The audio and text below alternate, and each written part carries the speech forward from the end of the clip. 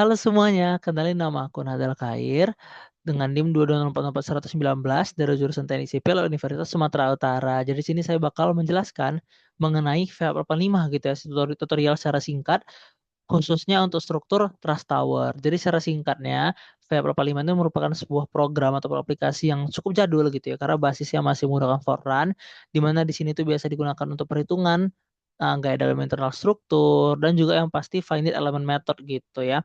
Dan pada kesempatan kali ini saya bakal menjelaskan introduction-nya secara singkat bagaimana sih sebenarnya dasar-dasar dalam penggunaan VF85 khususnya, dan juga kita bakal jam untuk gimana caranya menghitung si trust tower itu sendiri gitu ya, menggambarkan dalam VF85 gitu. Jadi we will jump straight into apa yang akan kita bahas selanjutnya gitu. Oke, sebelum kita lanjut nih ya, gimana sebenarnya cara kita menggunakan VAP itu sendiri gitu ya.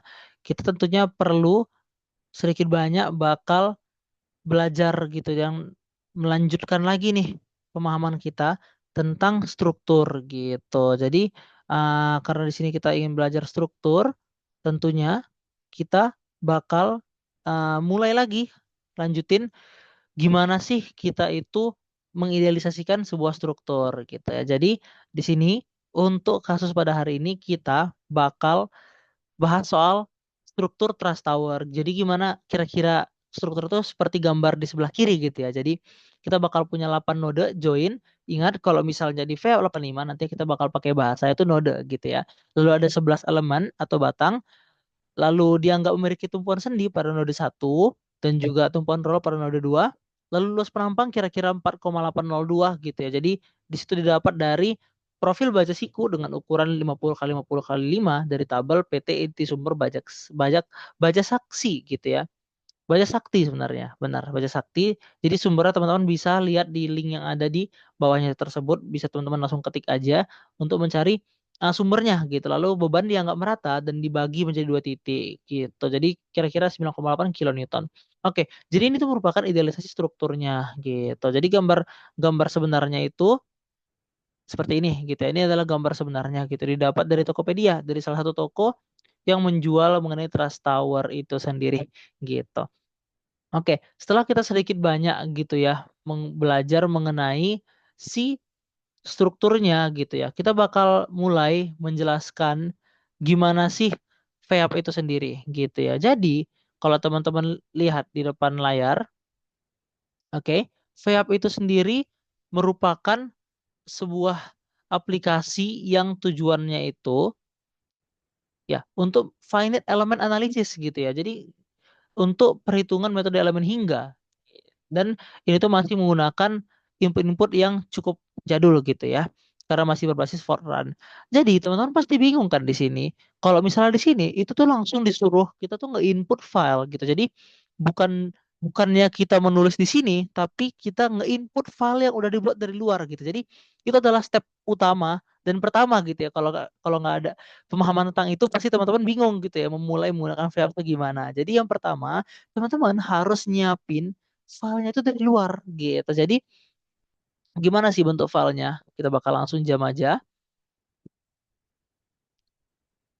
Oke, jadi bentuk filenya itu bakal seperti ini. Jadi teman-teman bakal ngetik dulu nih di Notepad untuk promnya gitu ya. Teman-teman bakal nulis dulu di Notepad dan nantinya teman-teman tuh harus menyimpan file ini di tempat yang sama dengan aplikasi vape teman-teman gitu. Jadi dan saat save itu di ujung namanya tuh harus dibuat dot dat gitu ya supaya bisa dibaca oleh Fortran.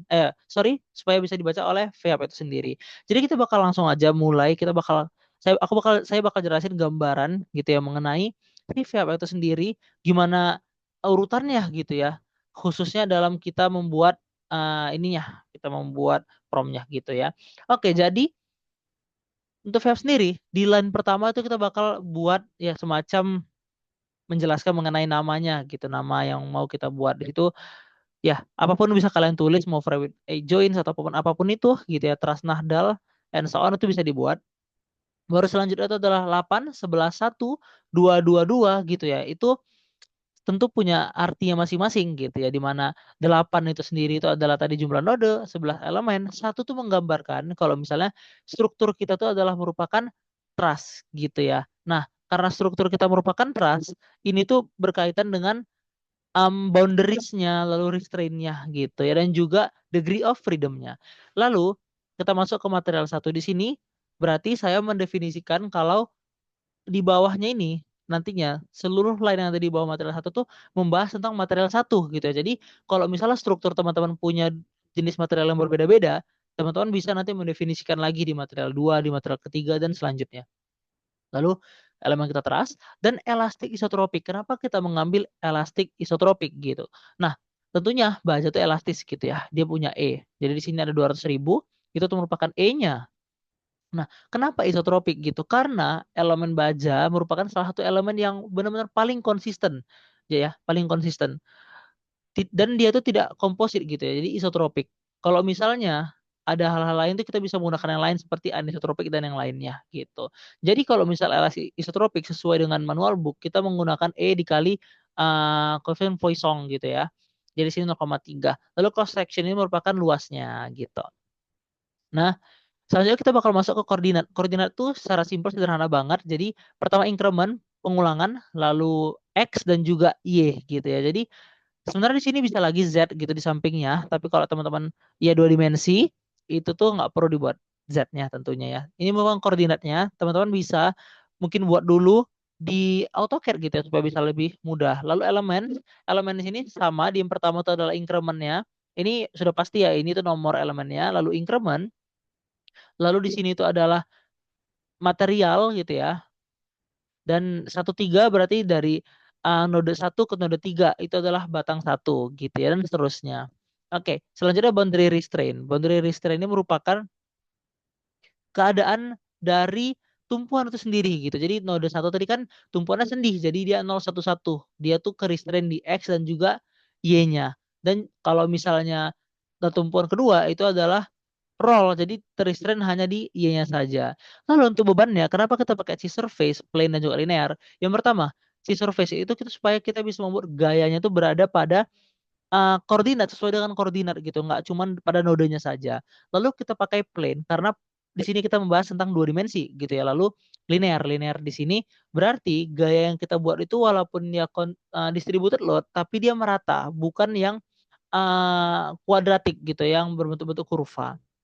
Lalu di sini kita jabarkan mengenai X, Y, dan juga gayanya. Tadi karena kita udah bagi dua, jadi tadi 9,8 dibagi 2, 4,9. Lalu kita langsung masuk ke bagian paling bawah. Ini mungkin paling membingungkan, tapi teman-teman boleh langsung copy aja gitu ya dengan bentukan yang sama. Jadi intinya adalah seluruh line yang ada di bawah ini itu tuh menjelaskan supaya ketika nanti kita membuka VAP, kita tuh bisa mengatur apa yang mau kita lakukan gitu ya. Kita mau membuka nodenya, kita mau menggambarkan stresnya, displacementnya, kita bisa karena balik lagi kita sudah membuat promnya di line-line ini dan juga kita sudah membuat interaktif gitu. Jadi kita bisa ya apa yang ingin kita masukkan itu yang akan keluar gitu. Nah, kita udah buat nih ya untuk file utamanya. Terus untuk outputnya bakal keluar gimana? Nah, balik lagi karena memang VAP ini super duper tradisional gitu ya. Jadi teman-teman harus balik lagi namanya ngebuat file khusus untuk output gitu ya. Di file kosong. Jadi teman-teman bikin lagi notepad yang kosong, ingat namanya, buat dot dot di ujungnya, baru masukin ke tempat yang sama di aplikasinya gitu. Jadi itu adalah hal yang mendasar, tapi itu adalah hal yang paling penting gitu ya. Karena jujur pertama kali aku membuka VAP, hal yang aku pusingin adalah karena aku nggak tahu gimana caranya buka filenya begitu. Oke, selanjutnya saya bakal coba menjelaskan langsung ke VAP-nya aja. Jadi teman-teman bisa memahami gitu ya sedikit banyak mengenai VAP itu sendiri. Jadi teman-teman di depan layar teman-teman sudah terlihat gitu ya mengenai VAP itu sendiri. Jadi begitulah kira-kira bentukan dari VAP gitu. Pasti awalnya agak bingung. Nah, jadi hal yang harus pertama kali teman-teman lakukan itu adalah ya, kita di sini saya bakal coba ulang. Jadi di sini di awal dia bakal bilang Y atau N, R sama dengan redefine, S sama dengan stop. Nah, di atas kalau teman-teman benar-benar pertama kali buka itu pasti bakal nol, nggak bakal ada yang namanya eksis ini tuh nggak bakal ada. Yang eksis nada baru dot output, output dot dot. Tapi di sini udah ada kan contohnya. Nah, jadi kalau misalnya teman-teman nggak ada contoh, teman-teman langsung aja ketikin namanya gitu baru enter and so on. Tapi karena di sini udah ada, saya udah pernah nge-input, jadi kita boleh R. Jadi kita mau nge-redefine lagi gitu. Oke, jadi sesuai nama folder saya, nama file saya, kita bakal tulis saja nadal baru .dart. Jadi ini apa yang udah teman-teman input ke dalam folder yang sama terhadap aplikasi VAP teman-teman. Baru ya, file outputnya juga yang kosong tadi, nadal baru output .dart. Jadi ingat .dartnya. Lalu di sini ada restart read. Ini nggak terlalu penting, kecuali teman-teman punya semacam tugas yang cukup besar gitu di mana teman-teman tuh mau mengulang untuk membuka yang sebelum-sebelumnya gitu ya. Jadi cukup yang input dan output saja karena itu merupakan hal yang paling penting gitu. Jadi kita bakal langsung aja lanjut. Nah, dia nanya nih, are file names correct? Kalau ada correct, teman-teman boleh langsung pencet iya aja gitu. Alright. Kita di sini sudah bisa ngelihat gitu ya kalau ada struktur kita di kanan tersebut gitu. Jadi, karena tadi kita udah bikin interaktif dan so on, kita tuh bisa melakukan apa yang kita mau aja gitu ya pada VAP kita tentunya. Jadi, caranya gimana? Jadi kita tuh pertama, kita ketik dulu plot. Dengan kita ngetik plot, kita tuh membuka supaya kita lebih mudah gitu ya untuk ke prom-prom selanjutnya. Jadi ketika kita udah ngetik plot, kita tuh bisa langsung menggambarkan apa yang mau kita buka. Contohnya ya, saya mau tahu nodenya itu yang mana. Kita bisa pencet node, dia bakal keluar di gambar sebelah kanan. Lalu kita mau plot elemen, ya udah kita tulis cukup dia bakal keluar elemennya, batangnya nomor berapa gitu, sesuai dengan apa yang udah kita buat di notepad tadi. Lalu kita mau displacement-nya, jadi terlihat ya ada semacam panah gitu, dia tuh lari kemana sebenarnya struktur kita. Lalu kita bakal lihat stres, kira-kira begitulah stresnya ya kan terhadap sumbu X. Nah, kalau misalnya teman-teman mau tahu terhadap sumbu Y, teman-teman tinggal con satu gitu. Jadi di sini bakal terlihat gitu ya. Oke, baru react all. React all ini ya dia bakal mengeluarkan semua reaksi yang ada. Jadi teman-teman bisa lihat ke arah mana sebenarnya gaya-gaya yang terjadi pada struktur teman-teman gitu. Jadi setelah teman-teman lihat di sini strukturnya sudah oke, di sini kelihatan kayak agak patah ya, tapi kita bisa besarin. Nah, kira-kira beginilah keadaan final methodnya dari struktur trust yang saya tinjau gitu. Jadi di sini displacement satu dan di sini menggambarkan besarnya gitu. Terus di mana kita bisa mengetahui detail besarnya apa yang sudah kita input di sini tadi? Tentunya kita bakal perlu kembali lagi ke yang tadi sudah kita buat sebagai file output. Nah, jadi setelah kalian tadi buat file outputnya, contoh di sini saya membuat namanya tuh nadal baru output. Teman-teman tinggal buka aja nadal baru outputnya. Di situ bakal keluar sebenarnya apa? Nih, jamnya, jam solusinya. Jadi ini benar-benar baru ya. Jadi sesuai dengan apa yang saya jelasin tadi, bahwa dia bakal ke refresh gitu ya. 23.4726. Di sini juga masih jam 23.48, 23.49 gitu ya pada hari ini. Nah, di sini bakal dijelasin semua nodal point, nodal elemen, lalu materialnya ada berapa? Kita ada satu material. Selalu di sini kita bikin E-nya berapa, Poisson rasionya dia udah tahu karena balik lagi kita itu mengikuti manual book gitu ya. Kita tulis di situ 0,3, dia langsung ngebaca, oh ini tuh Poisson rasio itu 0,3 gitu. Lalu cross section parametersnya, luasnya gitu. Udah kita input tadi kan, dan dia tuh elastis. Oke. Dan di sini itu adalah gambaran koordinat dari masing-masing node yang udah kita input balik lagi di file inputnya karena ini adalah file outputnya gitu. Lalu ini ada elemen, dia membaca ulang lagi apa yang udah kita input, dan di sini tuh adalah secara detail gitu ya mengenai gaya-gaya yang terjadi, lalu segala macamnya ya, termasuk juga yang terpenting itu adalah di sini yaitu adalah member force-nya gitu ya. Ya di sini jelas banget terlihat kalau misalnya dia tuh bisa menghitung sangat banyak hal, dan di sini member internal sudah terhitung dengan jelas gitu ya. Jadi itu adalah secara singkat mengenai VAP itu sendiri. Nah, tapi VAP itu juga mempunyai banyak kekurangan ya, pasti karena dia ribet dan dia itu nggak punya semacam hal yang benar-benar mengkontrol ketika perhitungan kita tuh salah gitu. Jadi kita perlu membandingkan lagi dengan aplikasi yang lain begitu. Jadi aplikasi yang lain tuh bakal menjadi patokan apakah eh, hasil perhitungan kita di VAP itu salah. Tapi VAP juga punya semacam cara gitu ya. Kalau misalnya line ataupun hasil dari coding kita tuh yang benar-benar lari, dia bakal ngasih tahu. Jadi jadi gimana cara Fab tuh ngasih tahu kalau kita tuh benar-benar salah pakai banget gitu ya. Caranya adalah dengan tiba-tiba force close. Jadi aplikasinya bakal langsung tertutup sendiri gitu kalau misalnya kalian salah dalam menginput apapun itu dalam VAP gitu. Jadi ya, segitu saja dari introduction VAP yang bisa saya jelaskan sedikit banyak.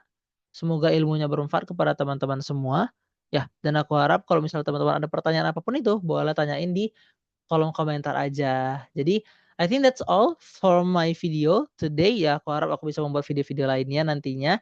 Saya harap video ini bermanfaat untuk teman-teman sekedar untuk belajar mengenai dasar VF85 itu sendiri ataupun memang ingin mengikuti step by step dalam menghitung trust tower itu dengan VF85.